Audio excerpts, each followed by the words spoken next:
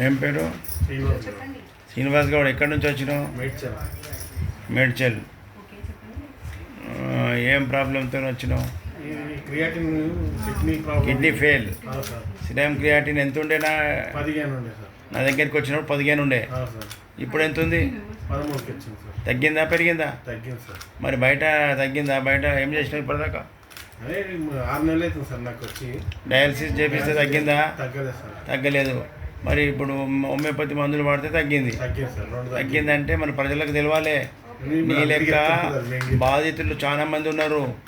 తెలియక తెలియక గమ్యం తెలియక పోయి పెద్ద పొగ్గల పడుతున్నారు. అందుకే ప్రజల చైతన్యం కోసం నీ అభిప్రాయం తీసుకున్నా. మంచిగా పరిచయం చేసుకుంటూ మందులు వాడితే క్రియాటిన్ లెవెల్ తగ్గుకుంటూ నీ కిడ్నీ మంచిగా అవుతుంది. నార్మల్ వచ్చేదాకా వాడుకోవాలి. ఎంత రావాలి? 1 రావాలి. ఒక్కటి వస్తే నువ్వు మందులు ఏమన్నా ఇక స్టాప్ అని చెప్తా. ఓకేనా? అప్పటిదాకా వాడాలి.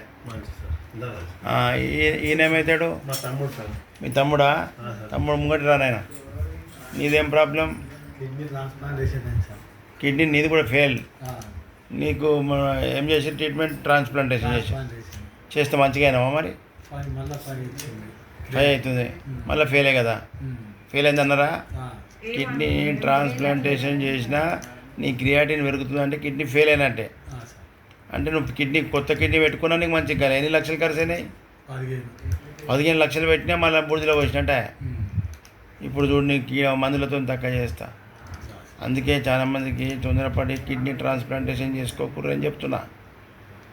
అది అవుతుంది, అది సక్సెస్ అవుతుంది నమ్మకం లేదు కాబట్టి ఇప్పుడు మందులు రెగ్యులర్ ఇవాళ వచ్చినావు కదా మీ అన్నం చూసి నువ్వు మంచిగా దాకా వాడుకో. ఇక